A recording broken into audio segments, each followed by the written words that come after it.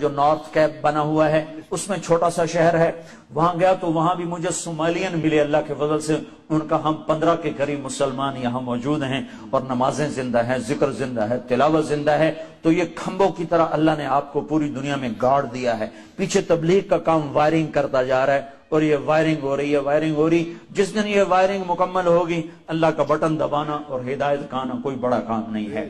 کوئی ہم سے کہے کہ ہدایت لاؤ تو یہ تو نبی نہیں لا سکتے، طارق جمیل کیا لائے گا؟ ہم سے کہے کہ ہدایت لاؤ تو یہ تو نبی نہیں لا سکتے۔ استاد کی بات کر رہے ہیں، وہ استاذ بھی ان سے بڑا گستاخیوں کا مرتکب ہے، لیکن وہ استاذ بھی دو ٹوک اس کے اب سارے کلپ مسلسل آ رہے ہیں جو اس نے بدری کہاں کا تقریریں کی ہوئی ہیں، اب تو ساری دنیا کے سامنے آ رہے ہیں۔ وہ خود کہتا ہے کہ نبی ہدایت نہیں دے سکتا، خود قرآن مجید نے کہا اِنَّكَ لَا تَهْدِي إِلَىٰ صِرَاطٍ مُسْتَقِيمٍ۔ وہ استاذ یہ کہہ رہا ہے کہ نبی بھی ہدایت نہیں دے سکتا، دو ٹوک طریقے سے استغفر اللہ۔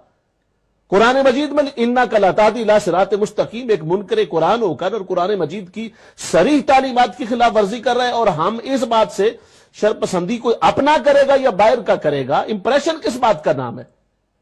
ہزاروں لاکھوں امپریشن سرکار کے قدموں کی دھول پر قربان۔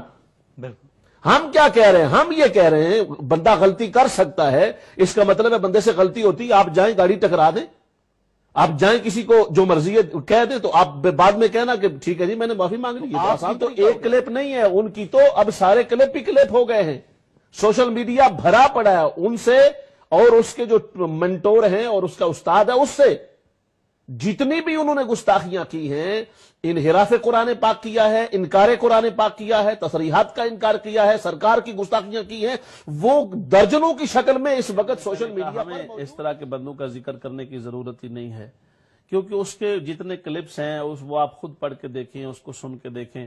وہ کہتا ہے کہ ہم نے وائرنگ کر دی ہے، ہماری جماعت نے پوری دنیا میں وائرنگ ہم نے کر دی ہے، اور بجلی کا بٹن اللہ نے دبانا ہے تو ہر طرف روشنی ہو جانی ہے۔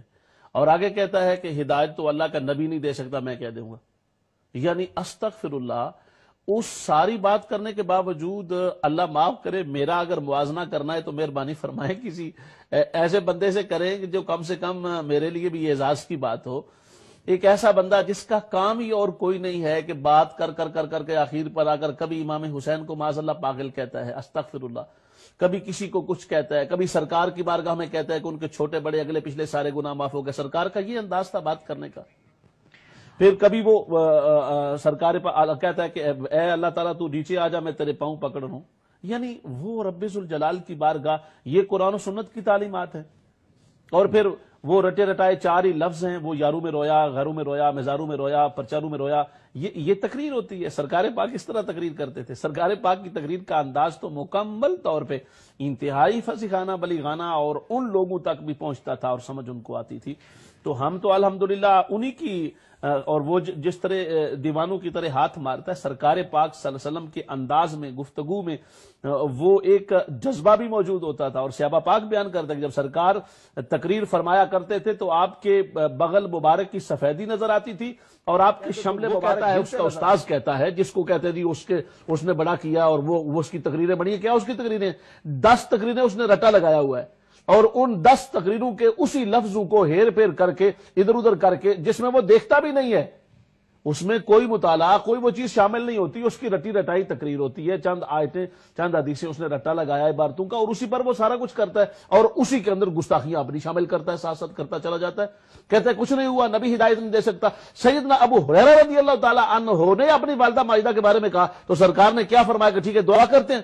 فرمایا جاؤ ابو ہریرہ پہ دیکھتے ہیں کہ تیرے گھر پہنچنے سے پہلے تو پہلے پہنچتا ہے یا میرے دعا کے نتیجے میں جو میں نے تیری کر دی ہے، امر کر دی۔ سل ربیہ، ربیہ مانگ، کیا مانگتا ہے؟ سرکار حضرت ابو بکر صدیق رضی اللہ تعالیٰ عنہ سے فرمایا سل یا ابا بکر، ابو بکر مانگو، کیا مانگتے ہو؟ کیا نہیں ملتا سرکار پاک کے در سے؟ تو آقا صلی اللہ علیہ وسلم جو اتنا بڑا خزانہ ہے رب ذوالجلال کی رحمتوں کا، برکتوں کا، نعمتوں کا اور سعادتوں کا، ان کو آپ کہہ رہے ہیں کہ وہ کچھ کر ہی نہیں سکتے، وہ بھی ہدایت نہیں دے سکتے۔ استغفر اللہ، قرآن کہہ رہا ہے اِنَّكَ لَا تَهْدِي إِلَىٰ صِرَاطٍ مُسْتَقِيمٍ۔ تو آپ نے قرآن مجید کو پڑھا نہیں ہے۔ اگر وہ کہتے اتنا بڑا مبلغ ہے جی، اسمبلی میں جا کے تقریریں کرتا ہے، فلان جا کے تقریریں کرتا ہے، یہ کرتا ہے، اس نے یہ آیت نہیں پڑھی ہے، میں اپنے محترم بھائیوں اور بہنوں سے یہ عرض کرنا چاہتا ہوں جو ان کی وکالت کر رہے ہیں، اور ان کو عرض کرنا چاہتا ہوں کہ ایسی وکالت مت کرو، ایسے لوگوں سے فیور نہ کرو۔ جو سرکار پاک کا وفادار نہیں ہو سکتا وہ کسی کا وفادار کیسے ہوگا؟ اور بات صرف اتنی ہے، اس نے کیا یہ آیت نہیں پڑھی ہوئی تھی، اِنَّکَ لَتَہْدِی إِلَىٰ صِرَاطٍ مُسْتَقِیمٍ، اے میرے محبوب صلی اللہ علیہ وسلم سیدھے راستے کی ہدایت دیتے ہی آپ ہیں۔ انا تاکید ہے، کاف تاکید ہے، لتادی لام تاکید ہے، اتنی تاکیدات کے ساتھ فرمایا محبوب آپ ہی ہدایت عطا فرماتے۔ تو قرآن مجید کا اگر وہ اتنا بڑا مبلغ ہے اور وہ کہتا ہے کہ میں نے اتنے لوگوں کو یہ کر دیا ہے اور میرا اتنا بڑا کام ہے اور وائرنگ میں نے کر دی، اللہ بٹن دبائے گا استغفر اللہ، اس طرح کی باتیں اللہ پاک کی بارگاہ میں کرتا ہے، یعنی اس کا مطلب یہ ہوا کہ استغفر اللہ تو وائرنگ کرتا ہے، اللہ پاک کی تیری وائرنگ کا محتاج ہے؟ کیسی باتیں کر رہا ہے تو؟ بٹن اللہ دبائے گا؟ وائرنگ جو کچھ کرتا ہے رب ذوالجلال کرتا ہے، اور رب ذوالجلال کی بارگاہ سے اس کے فیض یافتہ پیغمبران گرامی قدر اور وہ فیض یافتہ ہستیاں ہوتی ہیں جو اس فیض کو مانتی ہیں۔ قرآن مجید کہہ رہا ہے کہ ہدایت ملتی ہے، سرکار کی بارگاہ سے بخشش ملتی ہے۔